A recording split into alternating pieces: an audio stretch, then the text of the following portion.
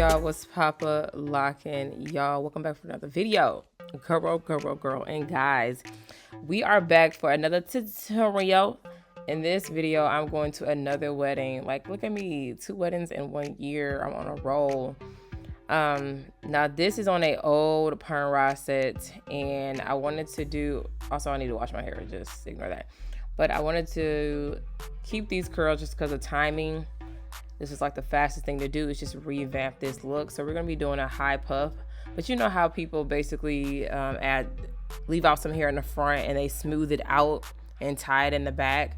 That's what we're gonna do for this hair, and leave 2 little bangs in the front. If you do this type of hairstyle, let me know what type of product you like to use.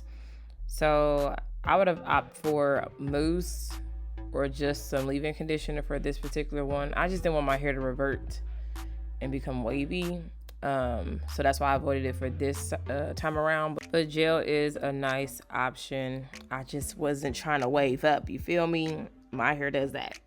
But also too, edge control is not a bad alternative too. Anywho, here's the video. I've been using snappy hair ties for years, okay?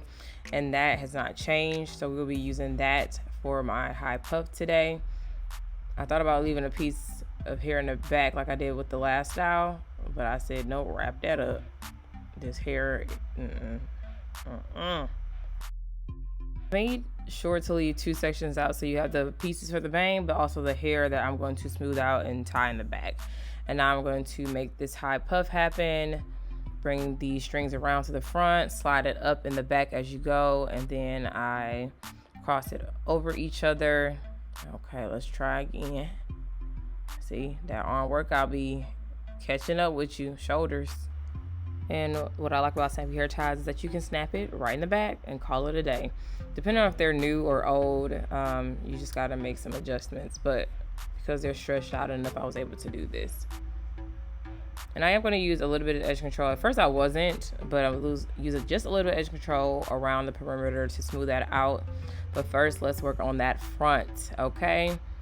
So now those are the 2 pieces I talked about that I'm going to smooth out. And that's when I also discovered I probably should lay my edges down. At first I was going to avoid it, but I grabbed a rubber band for that, and used a clip to keep one side in place. Not a clip, bobby pin, and just smooth it out with my brush. One thing I do wish is that I would have attached it differently in the back, like actually leaving out a piece of hair and then flapping that hair on top of the rubber band part, just so that you won't see it. But I'm gonna let this video keep going and flowing, and we will see my results at the end. If you have any tips that you will add for this particular style, let me know, and we can all perfect this, right? Great.